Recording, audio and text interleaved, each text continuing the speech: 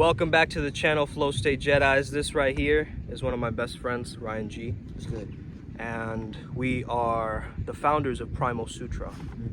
And Primal Sutra is a collective that's helping men's awakening, men's divine masculine awakening. And we work with very specific deities, specifically related to the flow state. And we're here to basically present to you health and performance shamanism. Today's video topic, guys, is basically how do we combine the primal with the spiritual? And it's a topic that a lot of people wonder about because, you know, there seems to be a disconnect from both of those worlds. They seem like two mutually exclusive things, but actually they merge pretty well in terms of topics. What do you think about that topic, Ryan? Well, if you look besides that, you will see like a kid on a swing, right? You have like a hard wooden plank, Yeah. and like a rope that's flexible. It's like combining the rope with a hard wooden plank and creating something that's very fun for the one that's riding upon it. And that's how I see combining the whole primal with the spiritual. You think they're separate, but they're not, because our ancestors have done it before in their own way. Yeah, so like primordial is like primal, and primordial is kind of like in a similar word etymology too, I think. So like the origin point, you know, and that's really what we thought of when we were thinking of Primal Sutra. Is Could you explain more what you mean by the origin points? So it's where everything comes from, in a sense, is the primal. So like if we didn't have the primal, or let's say even carnal desire, there would be no population on the planet, Right. in a sense. There's some kind of invisible energy that keeps the human race moving forward. Yeah. And it's a primal energy. It's an animalistic type of energy that combines with the spirit. So nature is a great example. Yeah. Right? Because nature, we have animals living in harmony, and then we also, like, there's so many monkeys here, bro. Like, it's unbelievable. Don't fuck with the monkeys. Yeah, definitely don't.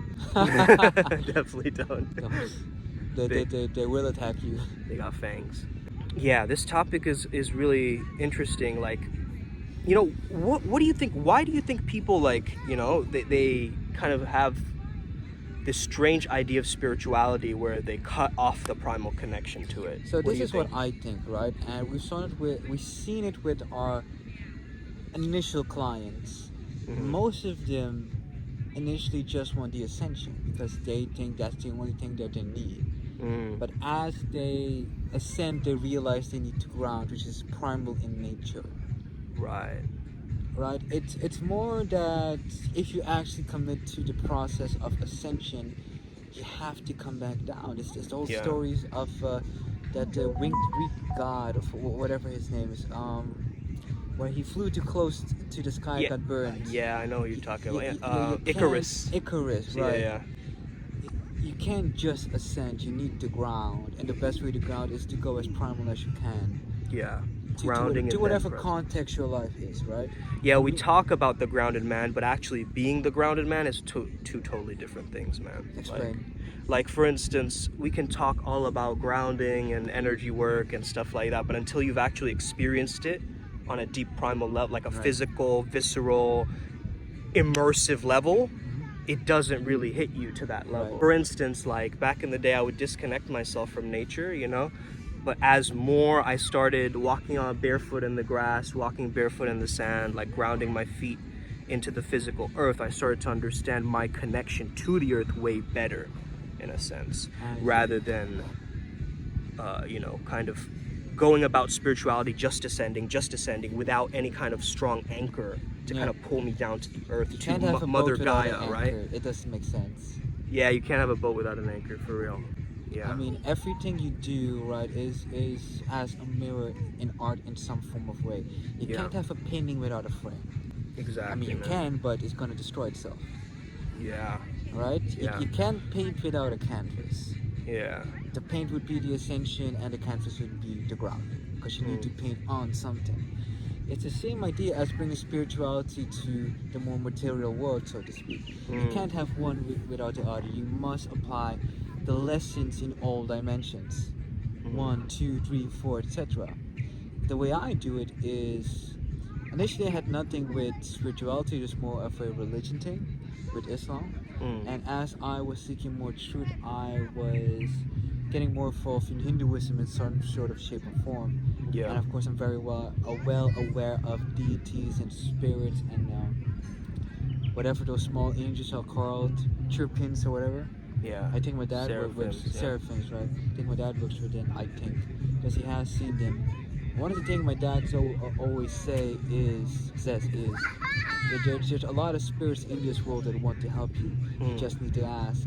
Yeah. And if that's true, then why not just ask for help? And whatever situation that you find yourself in. And the grounding for me is, yes, nature walks, do that. If you have amethyst, just put it in your wallet, walk with it, barefeet it. If you're close to the beach, do that. If you're in the jungle, be careful. Try to do it. The way I ground and humble myself is wrestling. Wrestling, yeah. Wrestling. Because here's the thing. With ascension, you get way up in your head, right? Wrestling forces you to be very body aware. Because it's not just fighting with your hands. And the language reveals so much, right? We have these terms like think on your toes, think on your feet, right? And that's kind of what grounding is in a sense. We move from up here to all the way down here. Well, an easy way to do this is if you're very vocal, like us who are vocal like me, a very powerful throat chakra, or singers or musicians, those who like to express yourself, you can easily like tune into your body with your voice alone by saying, you know, just Google the things, how do they call this again, like the mantras for, you know, Om, Hum, etc. Lam, Yam, what are they called again? Yeah. You mean the beach mantras? The beach mantras, right. Well, those are like seed mantras, but then are also specific ones to each chakra, right? So there's like Ham for the throat and Yam for the, I believe that's, which one is Yam? Yam. I think Yam could be sacral, if I'm not mistaken. Yeah. I know Ham is throat because I only focus on throat. The idea behind this and why I'm telling you this is there's so many ways and flavors you can apply the combination of primal and ascension. You have to use both. Actually, I have low battery. Low battery. Right. No, it's all good. Yeah, we have 10 minutes. Here's the thing. We just did another grounding way. Just get a sauna and a cold plunge. Yeah, we just did a cold plunge in a sauna, and now we're like, that Wim Hof shit. Like that hurts. Like an actual ice bath is definitely different than a shower. Yeah. Like levels different, man. My shins still hurt from it. Right? I went like, nah, I need to apply this better. Was the realization. Now, seeing how we're in the final 2 minutes of this convo, anything you want to rant on? Yeah, so basically, like, one thing that I do, specifically when there's music playing like this, I like to tap my foot to the music. Sure. Just to ground myself into the physical, like, feet itself. So one thing that I got from Vince Kelvin, actually, is to wiggle your toes. And by just wiggling your toes... by just wiggling your toes, right?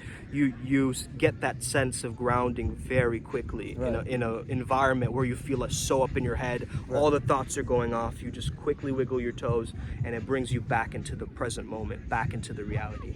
So presence with the grounding, with the ascension, all together. They're kind of like it's like a culinary dish, right? You got to have the right balance of each. Right. It's like you can't have too much grounding and not enough ascension either. Well, you know? It's the same thing with the money problem, right? Because you have to risk it all to become rich.